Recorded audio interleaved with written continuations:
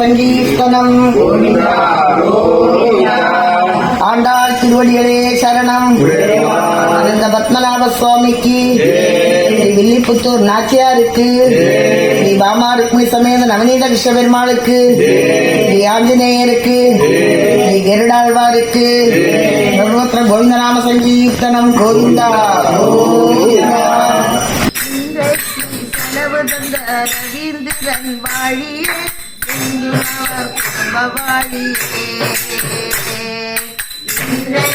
செலவு தந்த ரவீந்திரன் வாழியே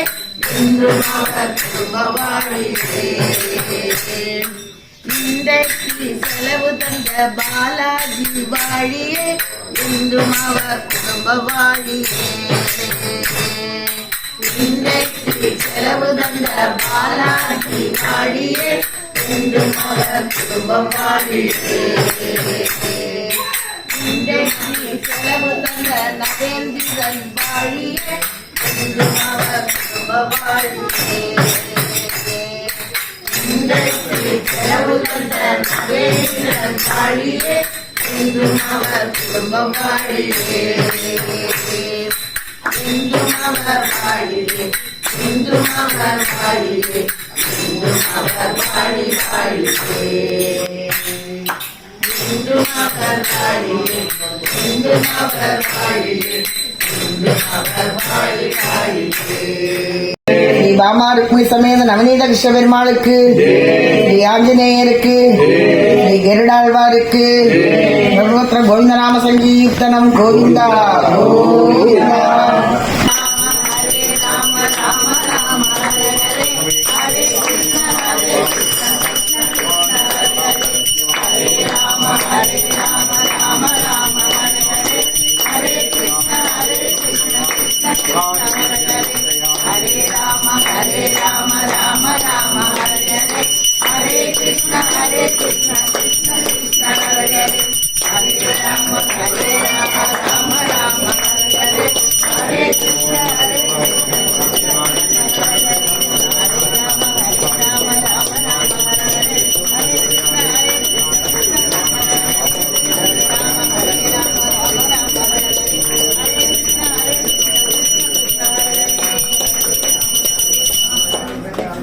பல்லாயிரத்தாண்டு பல கோடி நூறாயிரம் மல்லாண்ட தின்னோள் மாலே மணிவண்ணா உன் செவ்வழி செவ்விகாப்பும் அடியோடு நின்னோடு கிரிவின்றி ஆயிரம் பல்லாண்டு வடிவார் மாதினில் வாழ்கின்ற மங்கையும் பல்லாண்டு வடிவார் ஜோதி சுடராழியும் பல்லாண்டு படைபோர்க்கு முழங்கும் பாஜ சன்யமும் பல்லாண்டு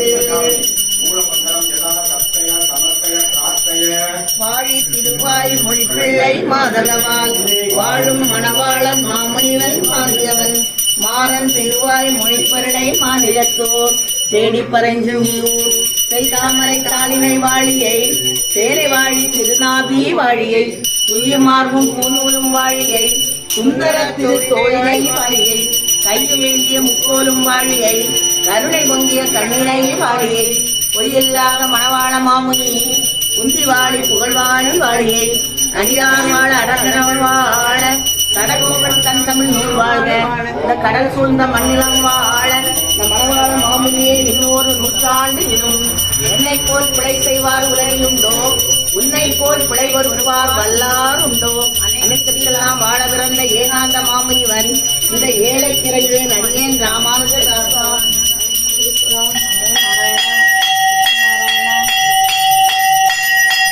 இன்றைக்கு ஆண்டாள் நாச்சியார் என்ன நமக்கு தத்துவத்தை இந்த பாடல்ல விளக்கி இருக்கிறார் அப்படிங்கறத தெரிஞ்சுக்கிறதுக்கு முன்னாடி 6ஆம் நாள் பாவை பாசுரம் என்ன அப்படிங்கறத பார்த்துட்டு வரலாம். புள்ளும் சிலம்பினகான் புல்லரையன் கோயிலில் வெள்ளை விழிச்சங்கின் பேரரவம் கேட்டிலையோ, பிள்ளாய் எழுந்திராய் பேய்முலை நஞ்சுண்டு கள்ளச்சகடம் கலக்கழிய காலோச்சி வெள்ளத்தரவில் துயில் அமர்ந்த வித்தினை உள்ளத்து கொண்டு முனிவர்களும் யோகிகளும் மெல்ல எழுந்து அரியென்ற பேர் அரவம் உள்ளம் புகுந்து குளிர்ந்தேலோர் எம்பாவாய்.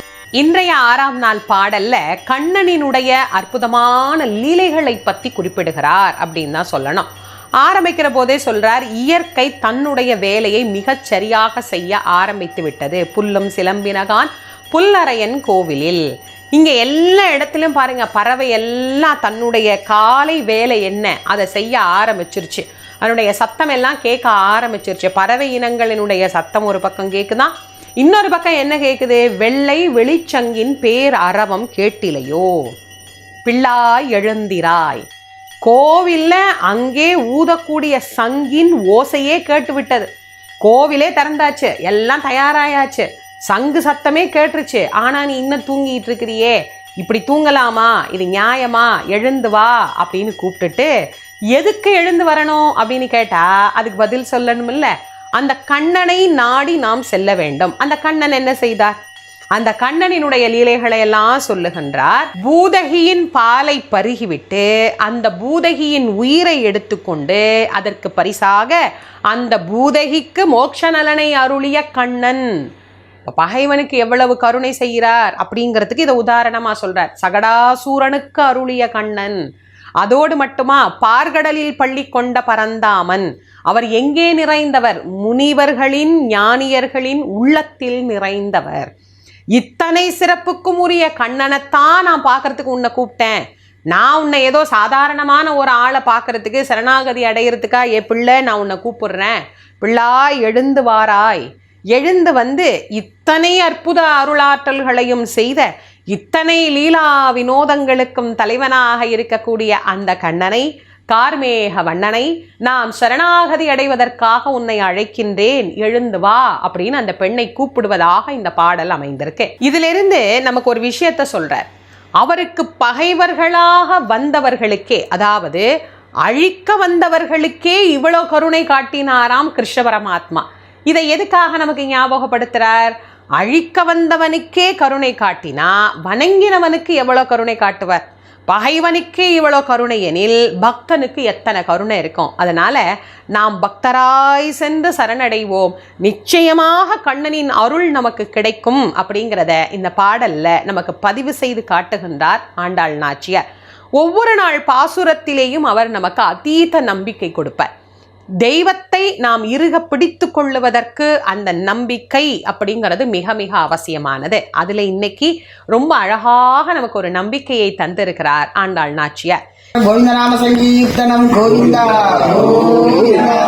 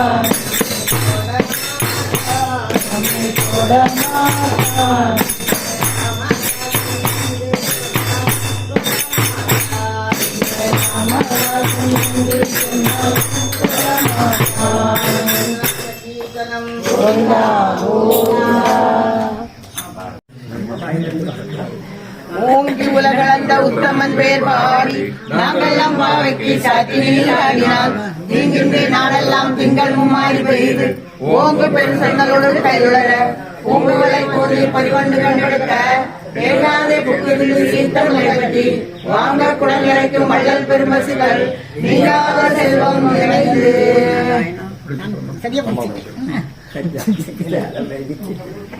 ஆமா, அந்த பூ எடுத்து வச்சு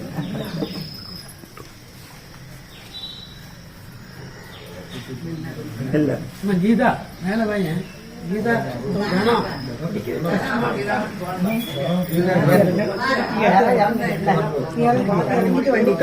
ஓங்கி உலகளந்த உத்தமன் பேர் பாடி நாங்கள் நம் பாவைக்கு சாத்தி நீர் ஆடினால் தீங்கின்றே நாடெல்லாம் திங்களும் மும்மாறி பெய்து ஓங்கி பரிசெல்களோடு கையுளர பூங்கவளை போதியை பொய்வண்டு கண்டெடுத்த தேங்காதை புகுந்து தீர்ந்து மலை பற்றி வாங்க குடல் நிறைக்கும் வள்ளல் பெரும் பசுக்கள் நீங்காத செல்வம் நிறைந்து. கோவிந்த நாம சங்கீர்த்தனம் கோவிந்தா கோவிந்தா.